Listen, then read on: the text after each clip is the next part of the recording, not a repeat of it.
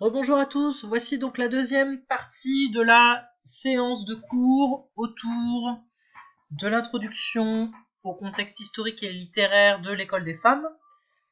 Alors après avoir vous avoir fait en 15 minutes le résumé historique et qui est Louis XIV, je vais maintenant vous parler donc du mouvement que promeut Louis XIV, le mouvement qui met en avant et en scène cette notion d'honnête homme, qui est un mouvement qui a été créé d'ailleurs de toutes pièces pour servir la grandeur du roi, pour servir justement les valeurs de la monarchie absolue de droit divin. Alors d'abord, comment il naît? Forcément de la volonté de Louis XIV, puisque Louis XIV était un roi qui, certes, était un roi conquérant, mais était un roi aussi qui aimait les arts, et notamment qui a longtemps mécéné les arts, qui a longtemps financé les arts, qui a financé des auteurs, qui a financé des sculpteurs, des compositeurs. La cour de Versailles était une cour qui était très riche en matière d'art, et Louis XIV pratiquait notamment de nombreux arts. Il faut savoir que Louis XIV était un excellent danseur. Je vous recommande le film Le Roi danse, qui raconte justement cette histoire-là.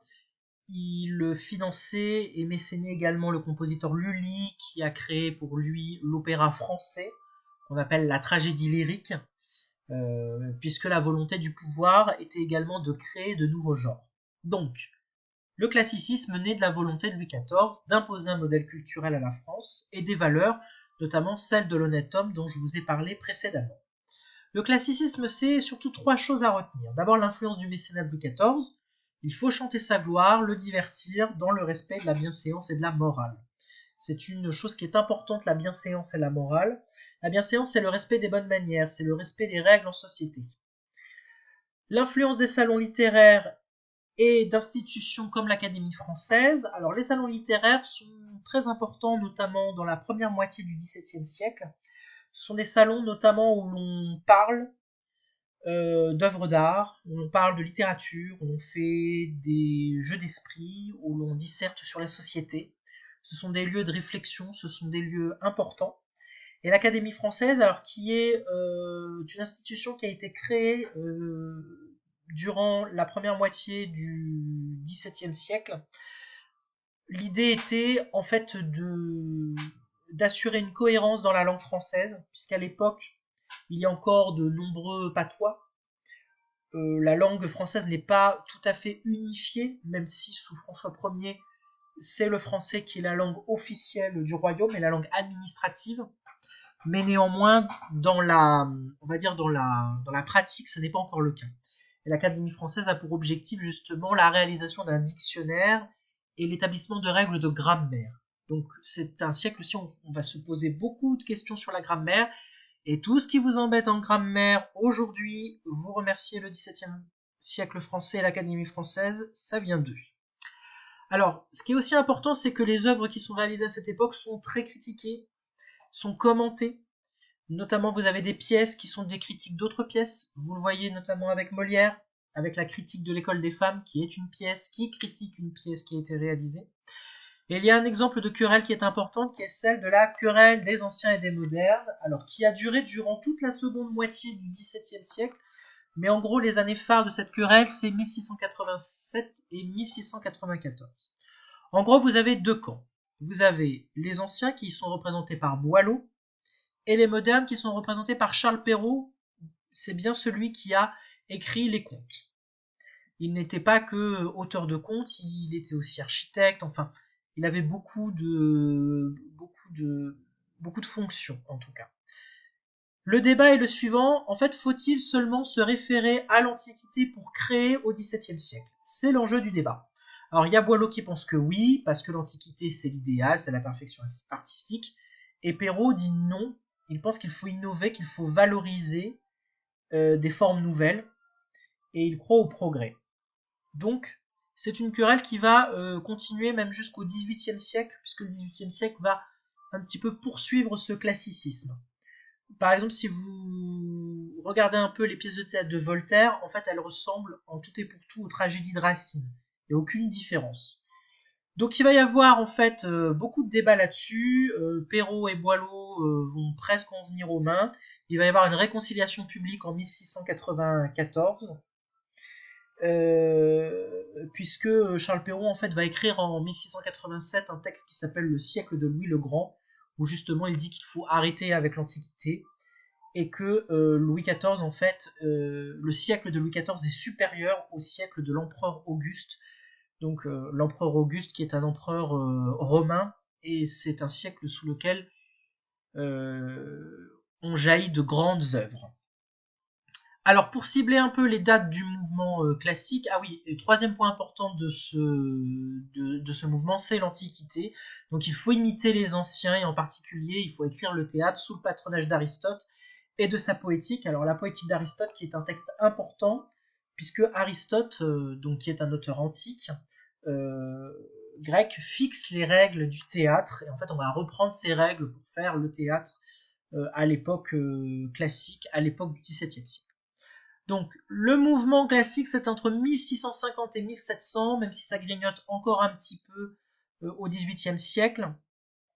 Et les dates vraiment fortes du classicisme, c'est 1660, 1680, quand Louis XIV s'installe, envisage Versailles et s'installe à Versailles. C'est vraiment le moment où il met le paquet sur la com politique. Alors, le classicisme, quelles sont les spécificités? Vous avez 5 spécificités à retenir. On respecte et on applique un grand nombre de règles. Je vous parlerai des règles du théâtre. Pourquoi il faut respecter ces règles? Parce que il faut allier la noblesse à la simplicité. L'idée, c'est que ces règles, en fait, vont permettre d'avoir quelque chose de haut et quelque chose de facile à comprendre. Deuxième chose, c'est au service de l'harmonie et de l'équilibre. C'est-à-dire qu'on ne déborde pas, on ne fait pas de vagues, on ne s'amuse pas à faire des lignes qui ondulent, tout est droit, tout est carré.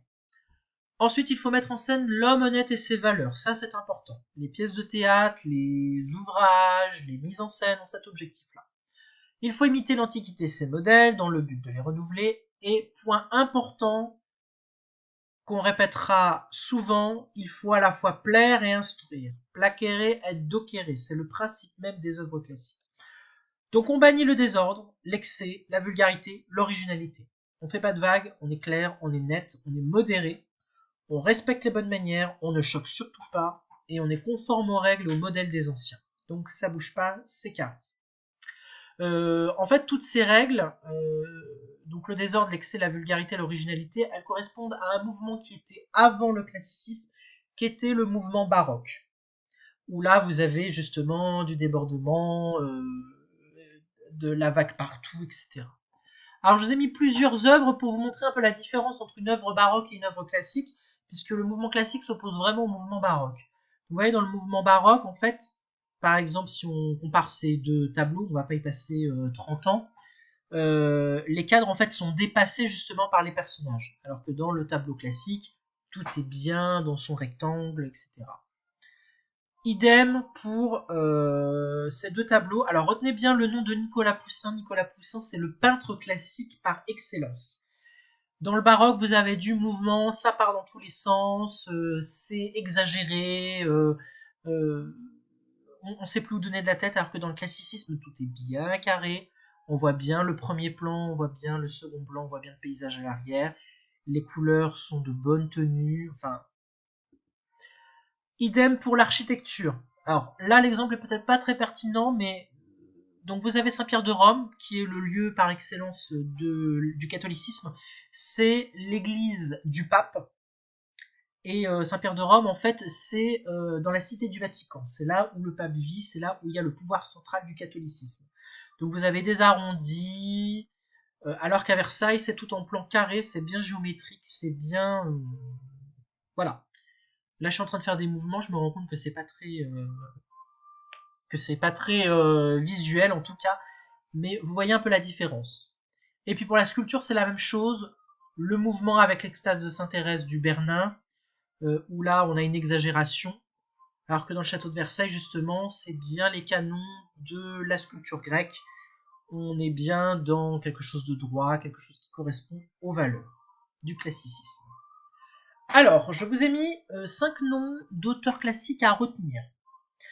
Alors, bon, le classicisme en fait se développe surtout au théâtre. On va pas se mentir.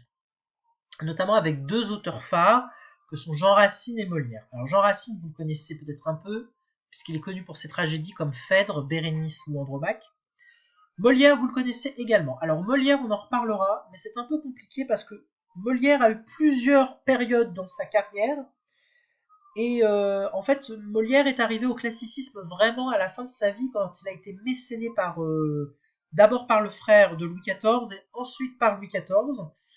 Donc c'est quelque chose dont on reparlera, mais Molière, on va dire, a eu une période où il n'était pas du tout classique, il était plutôt dans une autre veine de théâtre, et à la fin de sa vie, il a vraiment respecté les canons de la comédie classique. Vous avez également Jean de La Fontaine, alors que vous connaissez pour les fables. Alors les fables, elles ont été écrites justement pour l'instruction de Louis, dauphin de France, c'est-à-dire l'héritier du trône. Il faut savoir que Jean de La Fontaine, avant de se ranger dans le camp des classiques, était connu pour ses contes érotiques en vers. Alors Nicolas Boileau, donc on en a parlé un petit peu, alors c'est vraiment le taulier du classicisme, c'est-à-dire que c'est lui qui est le gardien du bon respect du classicisme, c'est lui qui veille à ce que toutes les œuvres soient bien droites, il respecte bien l'Antiquité, que ça choque pas. Il est surtout un des membres de l'Académie française, il théorise le classicisme et il veille à son respect. Alors Nicolas Boileau est à la base surtout poète, il est connu pour ses satires. Et enfin vous avez Jean de la Bruyère, alors qui est connu pour une seule œuvre, Les Caractères, une œuvre qu'il a mis 7 ans à faire. Et les caractères ont une visée plus ou moins morale. Et les caractères sont composés de courts textes, souvent des apologues à visée réflexive et plaisante, et notamment avec une morale sur l'époque. Ils sont souvent donc de veine satirique. Satirique aussi, c'est un mot très important, alors qu'on a vu un petit peu avec Voltaire, mais qu'on va réinvestir, qu'on va vraiment bien définir dans cette séquence. Donc voici pour la deuxième partie de ce cours.